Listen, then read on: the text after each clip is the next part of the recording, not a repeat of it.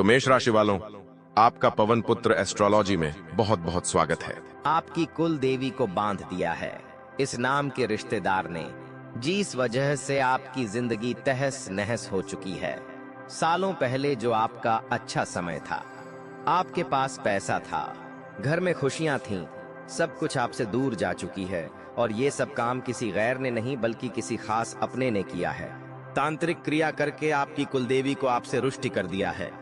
आपको आज की वीडियो अंत तक देखनी होगी, क्योंकि इस वीडियो को देखकर आपको इस बात की जानकारी लगेगी कि जिंदगी में जो उथल पुथल मची हुई है, जिंदगी में जो बदलाव हो रहे हैं, जो बार बार आप असफल हो रहे हैं, उसके पीछे सबसे बड़ा कारण कुलदेवी की अप्रसन्नता है।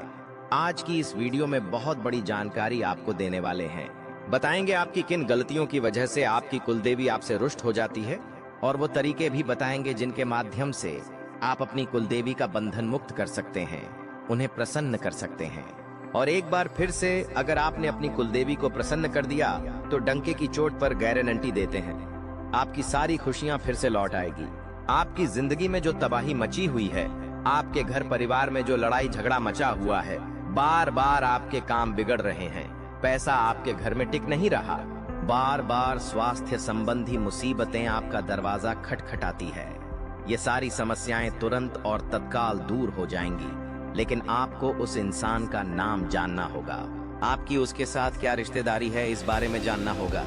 गुरुजी ने आज की इस वीडियो का निर्माण आपकी जिंदगी को खूबसूरत और शानदार बनाने के लिए किया है। घंटों की मेहनत लगाकर आपके लिए उपाय खोज कर लाए गए हैं। तो अगर आप गुरुजी को अपना मानते हैं, उनके मेहनत की सराहना करना चाहते हैं, तो बस इस वीडियो को अंत तक देख लेना। अगर 100 जनों में से किन्हीं 5 जनों का भी भला हो जाएगा तो गुरुजी की मेहनत सार्थक हो जाएगी। क्योंकि आज आपको एक ऐसी जानकारी अपनी कुल देवी कुल देवता के बारे में मिलने वाली है जिसका जानना आपके लिए बहुत जरूरी है। वरना बार बार आप मूर्खतापूर्ण हरकतें करते रहेंगे, जिससे आपकी कुल देवी आपके ऊपर प्रसन्न नहीं हो पाएगी और हमेशा आपसे रुष्ट रहेंगी। आज की वीडियो अंत तक देखने के बाद आपको इस बात का ध्यान लगेगा कि आखिर जिंदगी में समस्या क्या थी। आखिर मेरी नौकरी क्यों नहीं लग रही, आखिर मेरे व्यापार में मुझे तरक्की क्यों नहीं मिल रही। हर चीज का समाधान तुम्हें मिल जाएगा, हर प्रश्न का उत्तर तुम्हें मिल जाएगा।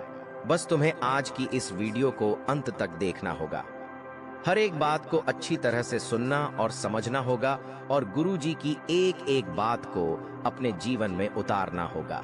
सबसे पहले जितने भी लोग अपनी कुलदेवी का सम्मान करते हैं, वो इस वीडियो को एक लाइक जरूर कर देना और कमेंट बॉक्स में जय कुलदेवी ऐसा लिखना। आपकी बड़ी मनोकामना पूर्ण होगी जिंदगी में।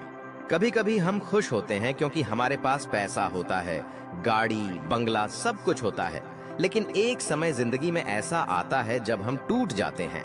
धीरे धीरे सारे रिश्ते हमसे दूर हो जाते हैं, परिवार में किसी खास इंसान की मृत्यु हो जाती है, साथ ही साथ जो पैसा आपके पास था वो आपके हाथ से चला जाता है और आप बहुत गरीबी भरी स्थिति में आ जाते हैं। ऐसे समय में एक ही सवाल होता है, आखिर हमारे साथ ऐसा क्यों हुआ।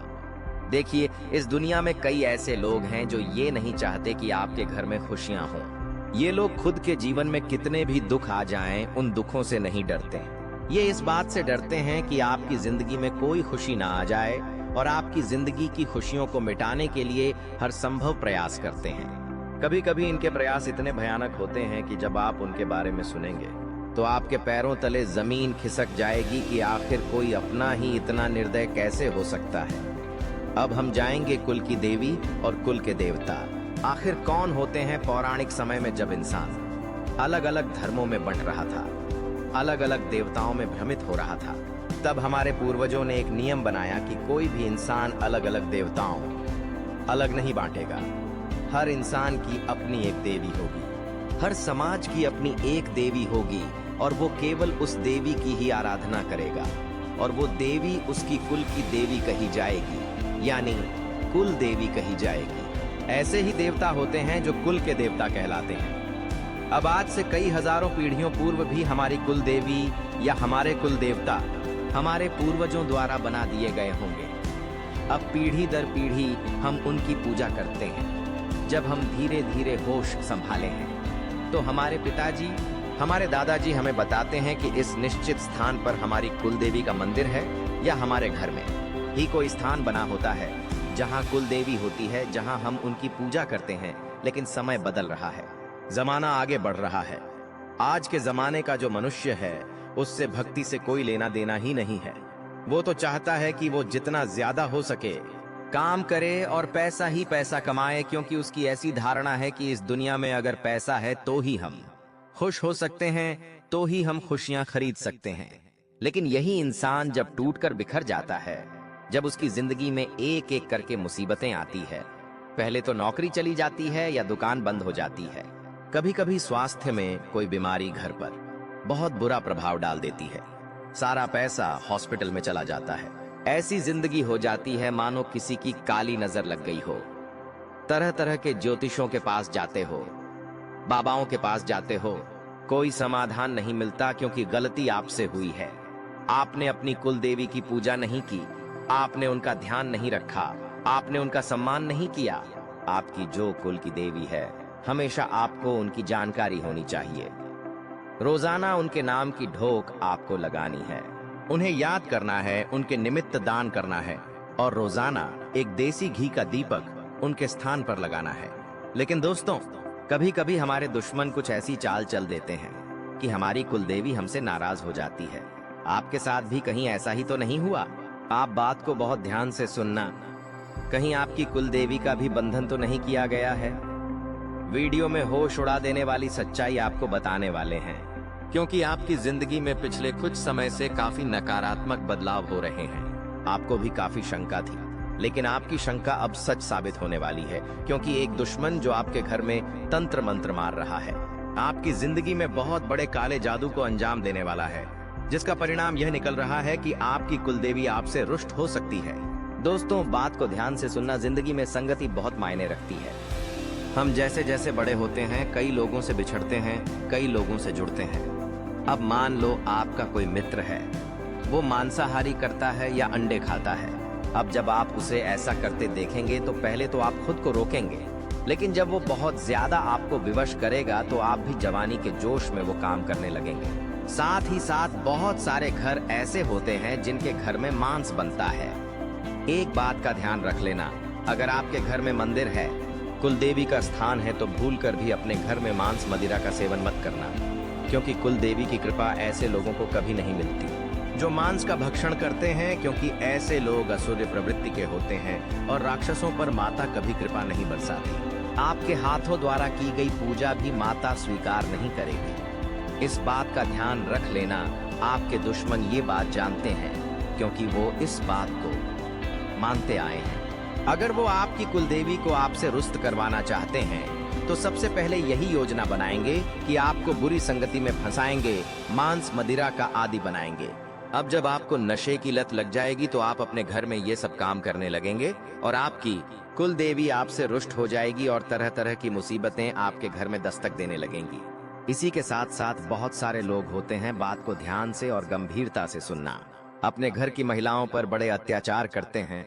जैसे कि दिन भर काम से थक हार कर घर पर आए तो मन में बहुत बेचैनी होती है, गुस्सा होता है और घरवाली से जरा सी गलती क्या हो जाती है, उसे सुनाना शुरू कर देते, उसे मारना शुरू कर देते हैं। फिर जाकर माता रानी को ढोक लगाते हैं। जो तुम्हारे घर में बहू बेटी माँ है, वो ही कुल देवी का एक रूप है, वो ही आदि शक्ति जगदम्बा भवानी है, और तुम उसके ऊपर अत्याचार करोगे, उसके ऊपर हाथ उठाओगे, उसे अपशब्द कहोगे, तो तुम्हारी कुल देवी कैसे प्रसन्न हो पाएगी? बात को ध्यान से सुनना। मान लो तुम अपनी पत्नी से बहुत प्यार करते हो, लेकिन तुम्हारे घर के अन्य लोग उसे बहुत बुरी तरह से ताने मारते हैं, खरी खोटी सुनाते हैं, छोटी छोटी गलतियों पर उसका दिल दुखाते हैं। अपनी बेटी को तो अच्छा रखते हैं, लेकिन उसे बात बात पर सुनाया करते हैं, तो वहां पर भी कुल देवी नाराज हो जाती है। इसलिए बहुत सावधानी पूर्वक आपको इस बात का ध्यान रखना है कि हर स्त्री के अंदर हमारी कुल देवी है, क्योंकि वही जगदम्बा है, वही भवानी है। हमें हमेशा मंदिर में बैठे भगवान को पूजने से पहले अपने घर के अंदर मौजूद भगवान की स्तुति करनी चाहिए, उन्हें प्रणाम करना चाहिए, उन्हें नमस्कार करना चाहिए। जैसे बहुत सारे लोग हैं जो घर में माँ बाप को गाली बकते हैं और मंदिर में जाकर भोले बाबा के सामने साक्षात दंडवत प्रणाम करते हैं। ऐसे लोगों की भक्ति भगवान स्वीकार नहीं करते। इसलिए आपको इस बात का ध्यान रखना है, अपने घर की महिलाओं का आदर सम्मान करें, बाहर की जो भी महिलाएं हैं उन्हें गंदी दृष्टि से ना देखें। कई बार काम का भाव मन में आ जाता है, गलत वासना मन में आ जाती है तो वो चीजें भी बहुत बुरी आपको फंसाती है। और माया का ये बंधन जब आपको जकड़ता है तो एक एक करके आपकी सारी खुशियां छिन जाती है। आपका दुश्मन ये बात बखूबी जानता है, इसलिए आपकी कुलदेवी का बंधन करने के लिए, आपको आपकी कुलदेवी से दूर करने के लिए ये जो दुश्मन है ये तरह तरह के षड्यंत्र बना रहा है। सबसे पहला षड्यंत्र इसने यही बनाया है कि ये आपको मांस मदिरा के जाल में फंसा सकता है।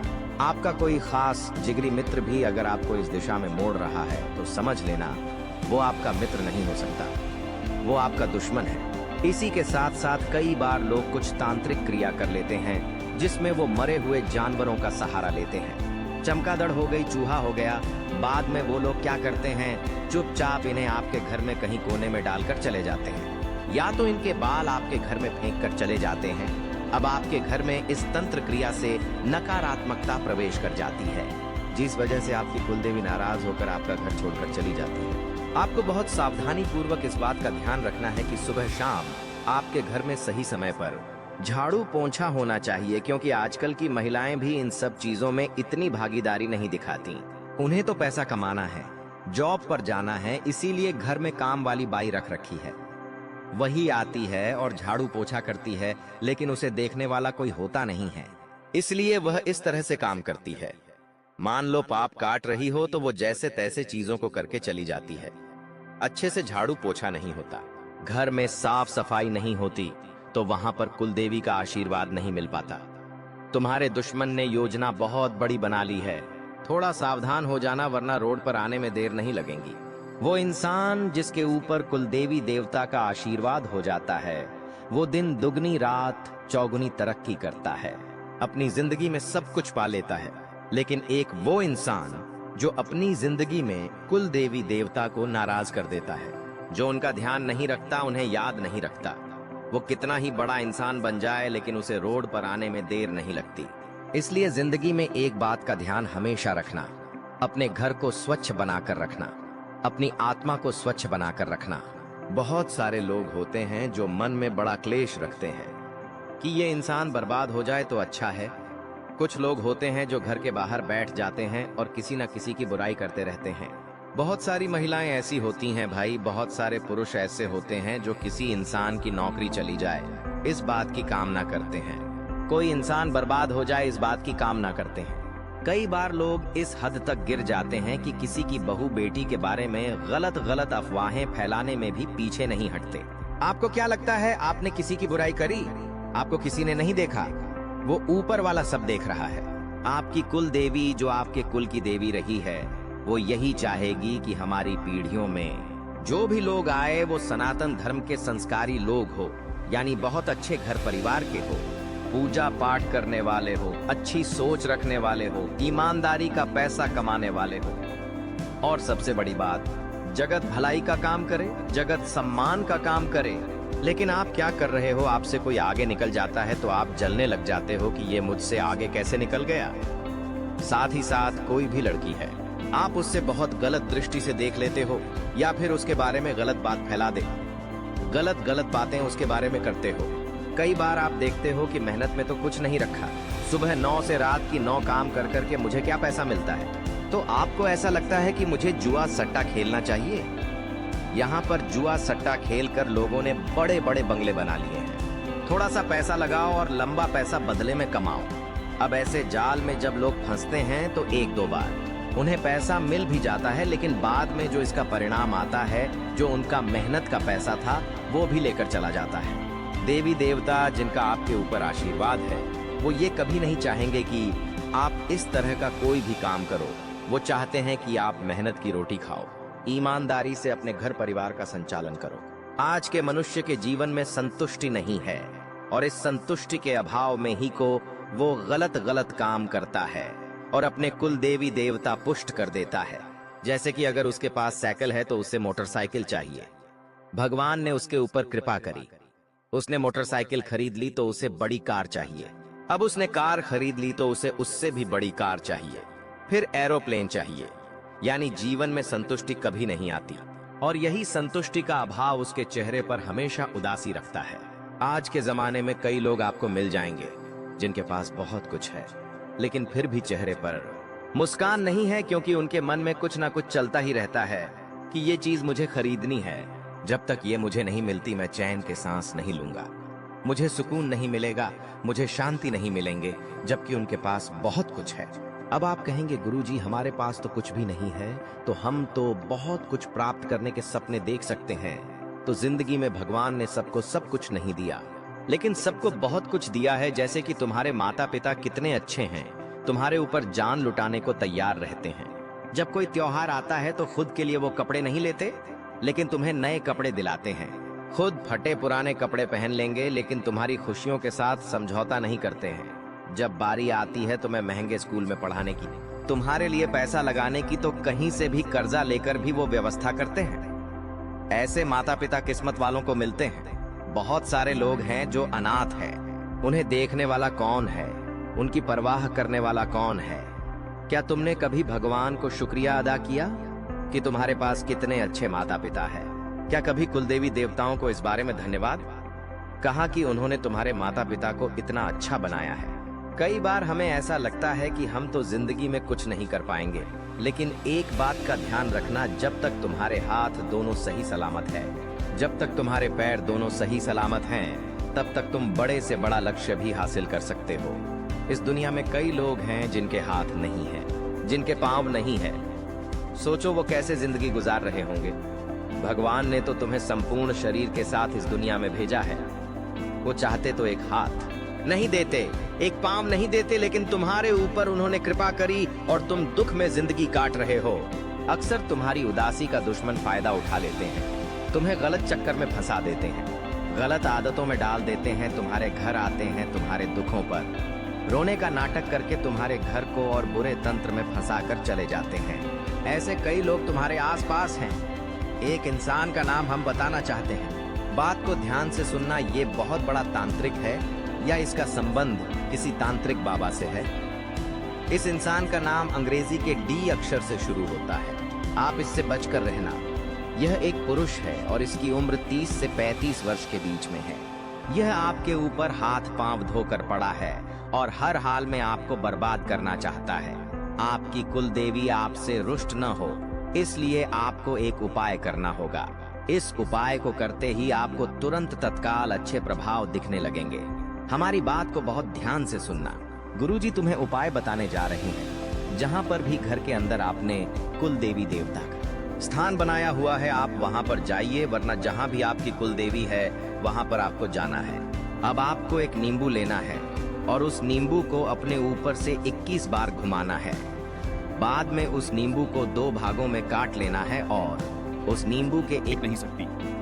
अब आपसे एक विनती है, अगर आपने इस वीडियो को यहां तक देखा है तो एक बार जय महाकाल कमेंट जरूर करें। इस वीडियो को अपने किसी करीबी के साथ शेयर करें, ताकि महादेव का यह आशीर्वाद सिर्फ आपके लिए नहीं बल्कि आपके पूरे परिवार और समाज के लिए भी फलदायी बन सके। वीडियो क्रिएटर राशिफल चैनल पर हम हर दिन आपके लिए लाते हैं ऐसे ही आध्यात्मिक ज्ञान, राशिफल और प्रेरणादायक विचार, जो आपको सिर्फ भविष्य की जानकारी नहीं बल्कि वर्तमान को जीने की शक्ति देते हैं। इस चैनल से जुड़कर आप सिर्फ एक दर्शक नहीं बल्कि एक दिव्य यात्रा के सहभागी बनते हैं। तो चलिए इस यात्रा को साथ साथ तय करें।